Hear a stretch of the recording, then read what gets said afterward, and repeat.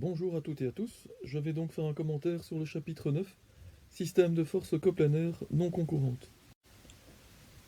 Voici une plaque à laquelle on a attaché trois fils en ce point-ci et ce point-ci. Le premier fil exerce une force F1, le deuxième fil exerce une force F2 et le troisième fil exerce une force F3.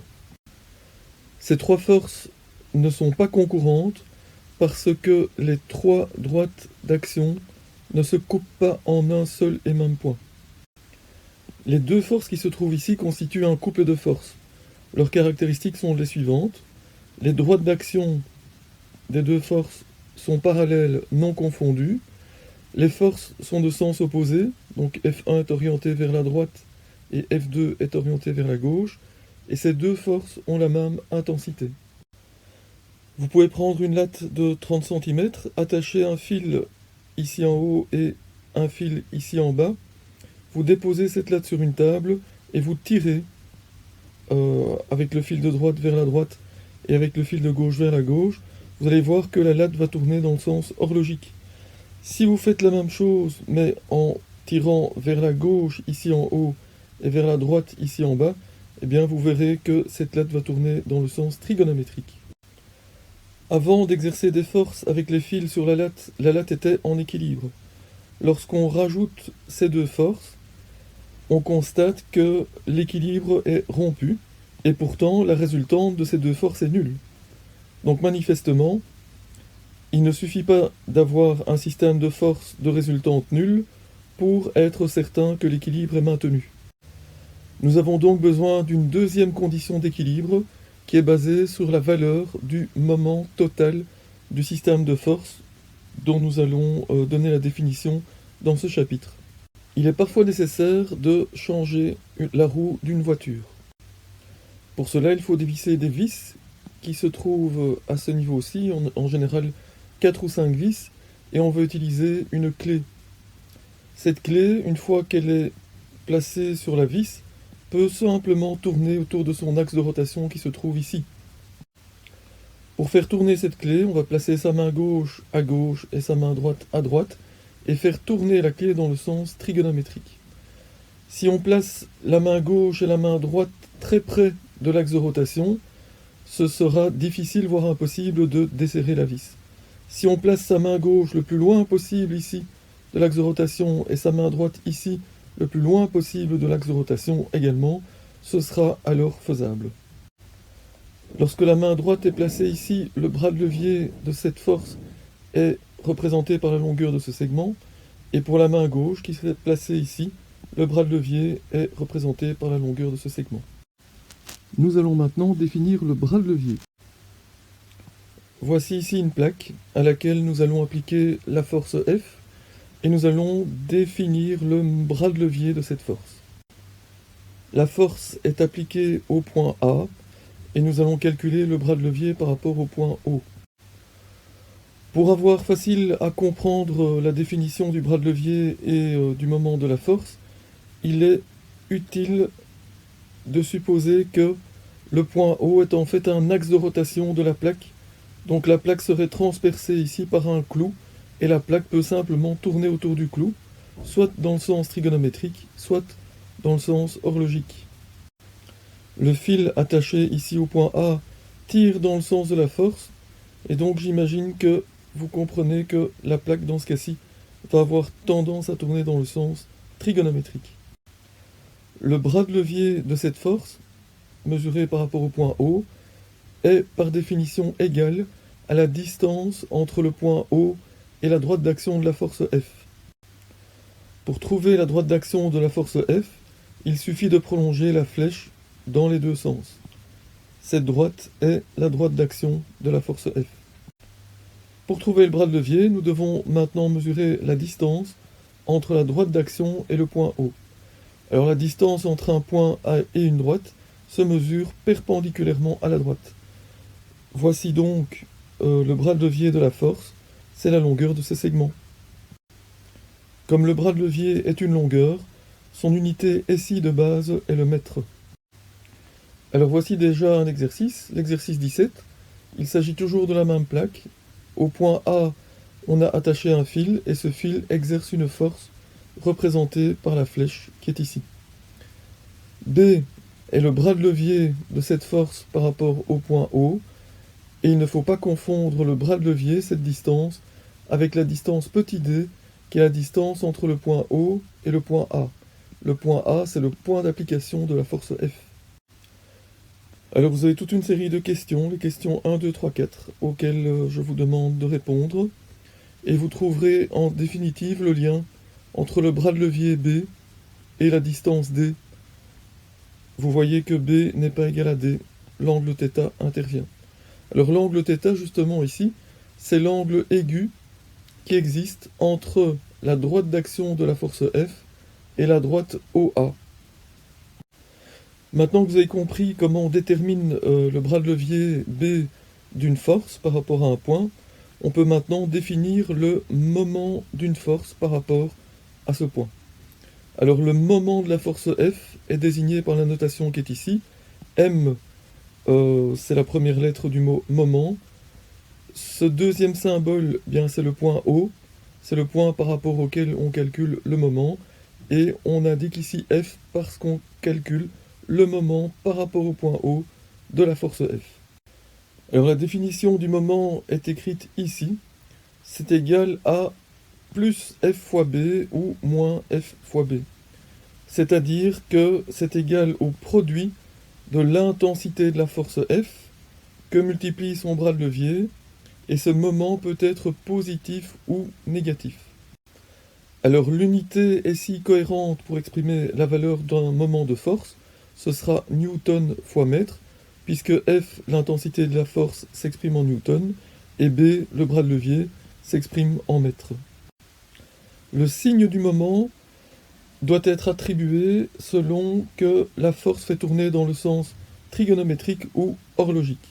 Si on regarde par exemple ici au-dessus la figure 35, la force F fera tourner la plaque dans le sens trigonométrique, et par convention alors, son moment est défini positif. Si la force fait tourner dans le sens horlogique, à ce moment-là, on décide que le moment est négatif. L'expérience 3 représentée sur cette page est une expérience que je fais normalement pendant le cours. Dans cette période de confinement, ce ne sera donc pas possible. C'est la raison pour laquelle je vous ai demandé de réaliser une expérience avec une latte de 30 cm et quelques pièces de monnaie. Alors je vous explique le principe de l'expérience. On a une latte ici qui est placée dans un plan vertical et qui peut tourner autour d'un axe horizontal qui la traverse au point O. Cette latte est en appui sur une butée. La petite masse qui se trouve ici tire la latte vers le bas et donc pousse la latte contre la butée. L'objectif est ici de faire tourner la latte dans le sens horlogique autour de l'axe qui se situe au point O, et pour cela, on va exercer sur la partie droite de la latte une force qui est plutôt orientée vers le bas. Pour exercer cette force, on va attacher un fil à la latte et tirer vers le bas. L'intensité de la force est déterminée par un dynamomètre qui est connecté ici, à l'autre extrémité du fil. Choisissons un premier point d'attache ici et tirons perpendiculairement. Ensuite, sans changer le point d'attache, au lieu de tirer perpendiculairement, on peut tirer un peu de travers. Ou bien, on peut carrément changer de point d'attache et retirer à nouveau perpendiculairement. Alors ce que je vais dire maintenant ne peut être vraiment bien compris que si vous avez effectué l'activité expérimentale, que vous avez regardé la vidéo qui se trouve en 3e page et que vous avez écouté et compris les explications. En passant de la situation 1 à la situation 3, on constate expérimentalement que l'intensité de la force à exercer dans la situation 3 est plus petite que l'intensité de la force à exercer dans la situation 1. Dans cette expérience, le but de la force F est de mettre la barre en rotation dans le sens horlogique. Dans la situation 1, voici la force et sa droite d'action, voici son bras de levier, qui est relativement petit. Dans la situation 3, revoici la force, revoici sa droite d'action, et le bras de levier est plus grand. Eh bien, si le bras de levier est plus grand, l'intensité de force à exercer peut être plus petite que dans le premier cas. Comparons maintenant la situation 1 où on tire perpendiculairement avec la situation 2 où on tire un petit peu de travers, mais sans changer le point d'application. Eh bien, dans la situation numéro 2, voici la force et voici sa droite d'action. La distance entre la droite d'action et le point O est représentée ici et est mesurée perpendiculairement à la droite d'action. On voit que B, le bras de levier, est plus petit que la distance au A. Donc en passant de la situation 1 à la situation 2, le bras de levier diminue et ça implique que la force à exercer doit avoir une intensité plus importante. Dans la situation 4, voici la force, représentée par cette flèche, voici sa droite d'action, et on constate que la droite d'action passe par l'axe. Alors quand la force va tirer comme ceci sur la latte, en fait on tire, la latte va tirer sur l'axe, mais cette force F ne sera pas capable de faire tourner la latte ni dans le sens trigonométrique, ni dans le sens horlogique. Pour bien visualiser les choses, on pourrait imaginer que ceci est une porte, et que la force qui est ici est la force que vous exercez avec la main. Si vous voulez que la porte tourne en allant vers le haut, ben vous allez pousser ici vers le haut. Si vous voulez que la porte tourne dans l'autre sens, ben vous allez pousser ici vers le bas pour la faire tourner comme ça. Maintenant, si vous tirez la porte vers vous, ben cette porte ne bougera pas évidemment. Que vaut le bras de levier dans cette situation-ci? Eh bien, voilà la force, voilà sa droite d'action. Le bras de levier, c'est la distance entre la droite d'action et le point O, mais le point O est sur la droite d'action. Donc la distance entre le point O et cette droite est nulle, et donc le bras de levier est nul. Et même si vous tirez fort, vous n'arriverez jamais à faire tourner la porte. Arrivé à ce stade-ci, nous allons faire quelques constatations, interprétations, et il faudra répondre à quelques questions. Donc vous devriez arrêter la vidéo à cet endroit, lire ces phrases par vous-même, et essayer de répondre aux deux questions que je vous pose ici.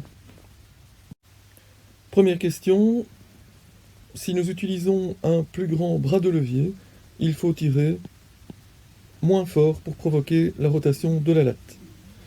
2. Lorsque le bras de levier est nul, la force est incapable de provoquer la rotation de la latte. C'est ce que nous avons vu ici dans la situation numéro 4. Lorsque le bras de levier est nul, le moment de force est nul, parce que le bras de levier, le moment d'une force, MO de F, c'est par définition plus ou moins F fois B.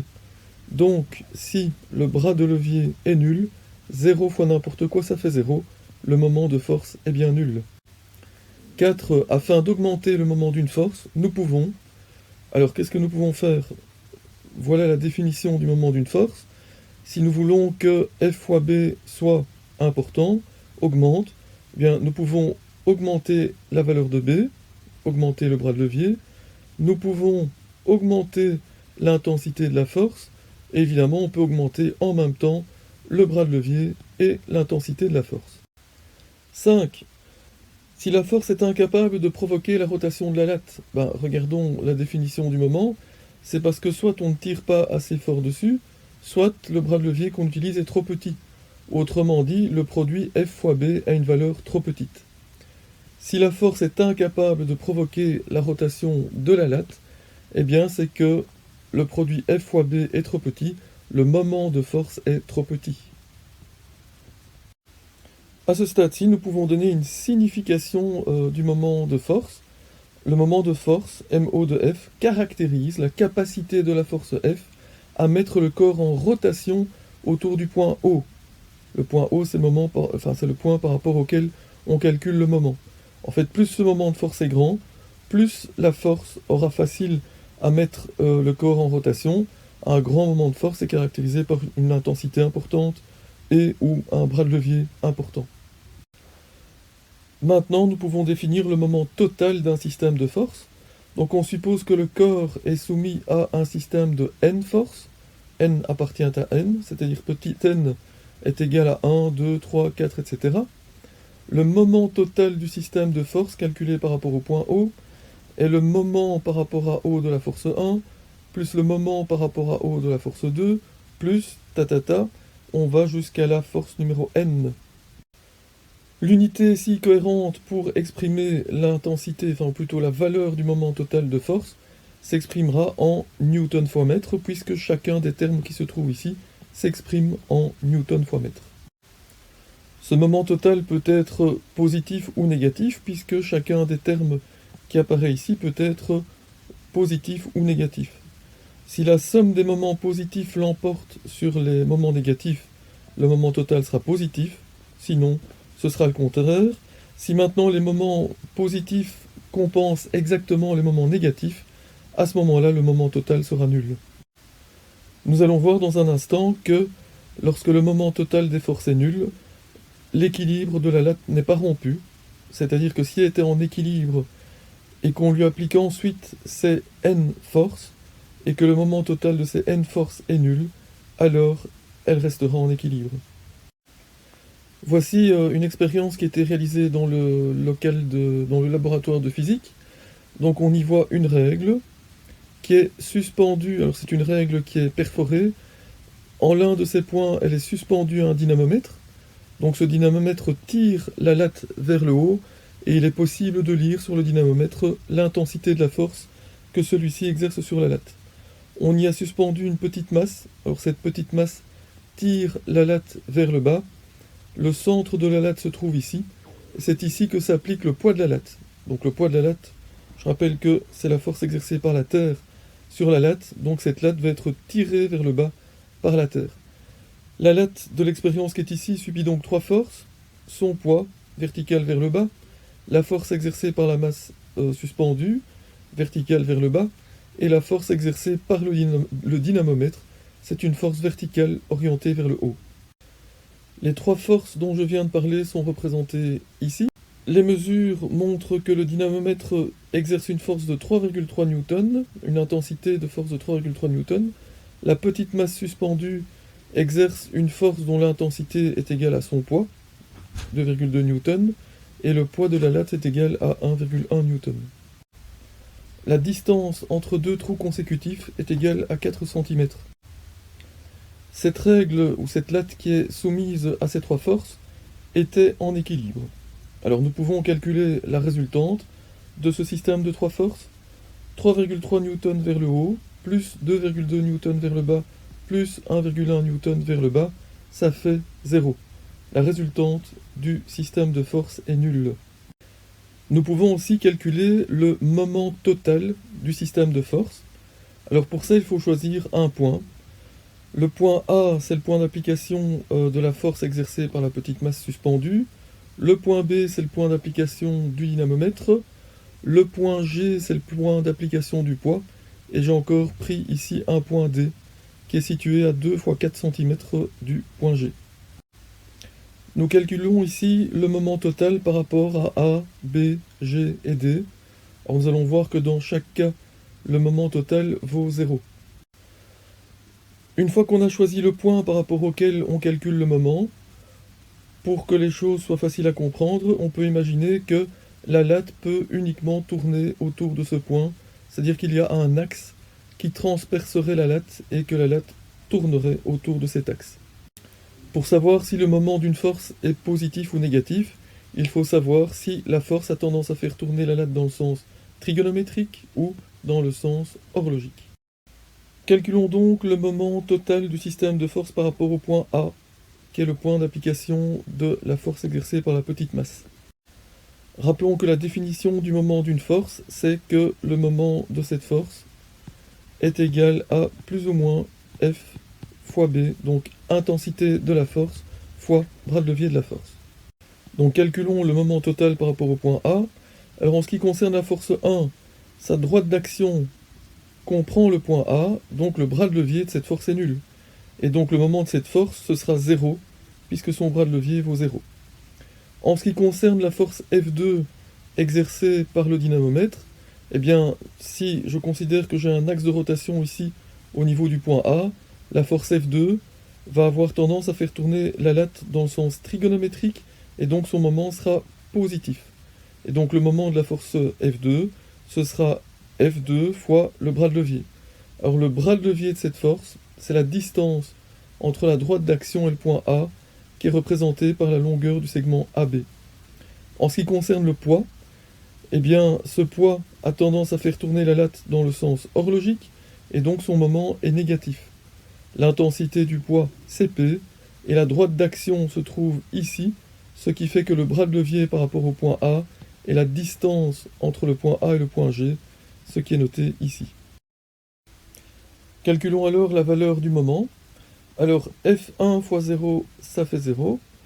F2 fois AB, alors F2 est égal à 3,3 newtons, 3,3 newtons. Et le bras de levier AB, c'est la distance entre des deux trous qui vaut 4 cm. Donc on multiplie ici par 4 cm.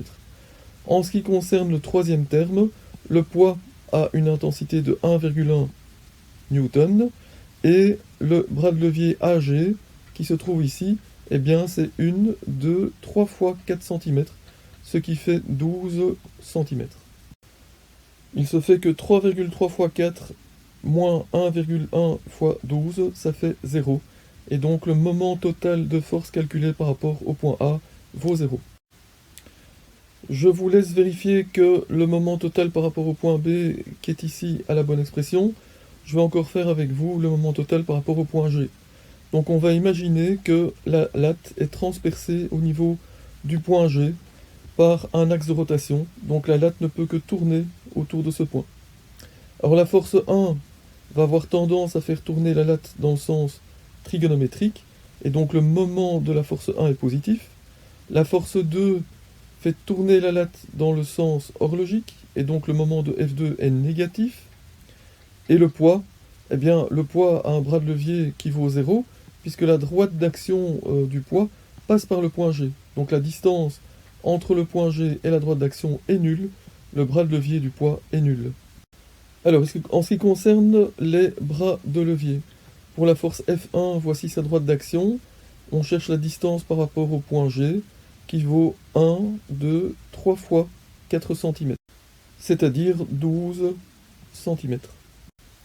Le moment de la force F1 par rapport au point G est donc positif.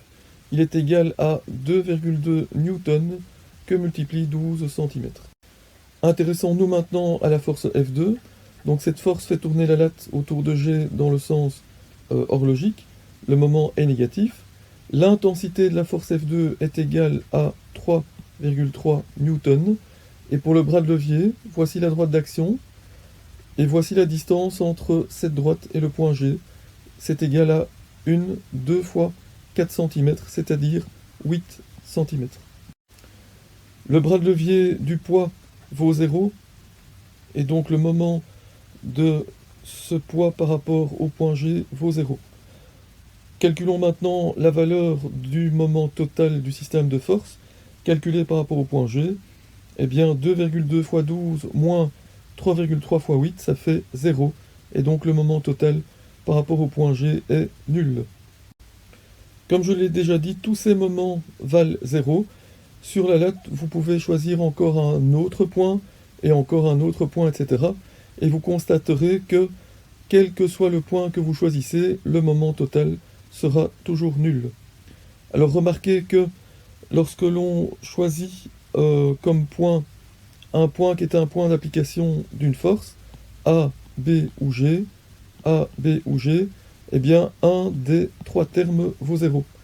Si on choisit un point D qui n'est pas un point d'application des forces, et qui ne se situe pas sur la droite d'action d'une de ces forces, eh bien aucun bras de levier est nul, et donc les trois termes sont présents. Donc pour avoir facile à calculer le moment total d'un système de force, le plus facile, c'est de choisir un point qui est un point d'application d'une des trois forces. Mais ce n'est évidemment pas obligatoire. Pour cette expérience particulière, nous constatons donc que la résultante du système de force est nulle, et que le moment total du système de force est nul, quel que soit le point par rapport auquel il est calculé. Nous pouvons réaliser autant d'expériences que nous le souhaitons. Chaque fois que le corps soumis à un système de force reste en équilibre, eh bien nous pourrons constater que la résultante du système de force est nulle et que le moment total du système de force est nul, quel que soit le point par rapport auquel il est calculé. Nous arrivons donc aux conditions d'équilibre d'un système de force non concurrente. Il y a deux conditions. La première condition, c'est que la résultante est nulle, et la deuxième condition, c'est que le moment total du système de force est nul, quel que soit le point par rapport auquel on le calcule. Alors examinons ici quelques propriétés du moment total. Petit 1, le moment total, ainsi que la résultante, n'est pas modifié si les forces glissent sur leur droite d'action respective. Alors si une force glisse sur sa droite d'action, ça ne change évidemment pas sa droite d'action, donc ça ne change pas son bras de levier, et donc ça ne modifie pas la valeur de son moment, ni la valeur du moment total du système de force. 2. Lorsque la résultante est nulle, le moment total est indépendant du point par rapport auquel il est calculé. 3. Lorsque la résultante n'est pas nulle, le moment total dépend alors du point par rapport auquel il est calculé. Il y aura une valeur différente pour tous les points. Ces deux dernières propriétés sont démontrées dans un cours de mécanique de première année à l'université. Alors faisons maintenant quelques commentaires. Commentaire numéro 1. Un moment total nul signifie que le moment des forces ayant tendance à faire tourner le corps dans le sens horlogique est exactement compensé par le moment des forces ayant tendance à faire tourner le corps dans le sens anti-horlogique. Commentaire numéro 2. Le moment total par rapport au point I d'un système de force concurrente au point I est nul en toutes circonstances car le bras de levier de chaque force par rapport au point I est nul. En effet, la droite d'action de chaque force passe par le point I, donc la distance entre le point I et la droite d'action est nulle, et donc le bras de levier est nul. Le moment de chaque force est donc nul, et la somme de moments nuls, ça fait 0. Si la résultante de ce système est nulle, alors le moment total sera nul par rapport à n'importe quel point. C'est ce que nous avons vu dans les propriétés du moment total. C'est pour cette raison que la condition d'équilibre d'un système de force concurrente se réduit à la nullité de la résultante. Donc si la résultante d'un système de force concurrente vaut 0, à ce moment-là, on est sûr que le corps qui subit ces forces restera en équilibre. Commentaire numéro 3. Cela concerne un corps immobile. Imaginons un corps qui est initialement au repos, en équilibre, et on lui rajoute un système de force. On va voir ce que devient ce corps en fonction de la résultante et du moment total de ce système de force. Alors si la résultante de ce système de force est nulle, on est sûr que l'équilibre de translation est maintenu. Ça signifie que le centre de gravité ne bougera pas, le centre de gravité du corps. Si le moment total est nul, ça veut dire que le corps ne tournera pas autour de son centre de gravité. On appelle ça un équilibre de rotation. Propriété numéro 4. Lorsque la résultante du système de force est nulle, rappelons que le centre de masse du corps ou le centre de gravité du corps se maintient dans son état d'immobilité ou de mouvement rectiligne. Donc si le centre de masse était immobile, il reste immobile. Si le centre de masse était en mouvement, il continue en mouvement rectiligne uniforme, c'est-à-dire qu'il se déplace en ligne droite à vitesse constante. Ici, vous avez la suite de la proposition numéro 4. On peut donc démontrer que lorsque le moment total du système de force est nul, le mouvement de rotation du corps est inexistant ou bien s'effectue à vitesse de rotation constante. Voilà la théorie concernant le système de force coplanaire non concurrente est maintenant terminée. Et je vous demande alors d'essayer de résoudre l'exercice 18, le 19 et le 20. Alors l'exercice 20 est relatif à un exercice de votre manuel de physique 4e de book. En ce qui concerne l'exercice 18, on s'intéresse ici à une barre qui est située, disons, dans un plan vertical. Cette barre peut tourner autour d'un axe qui se situe au niveau du point A. Donc cette barre peut tourner dans le sens trigonométrique ou dans le sens horlogique. Elle est soumise à son poids, qui s'applique ici au niveau du centre de gravité. Et pour empêcher cette barre de tomber en tournant, on attache au niveau du point B un fil. Alors le fil est soit horizontal, soit orienté perpendiculairement à la barre, soit est vertical.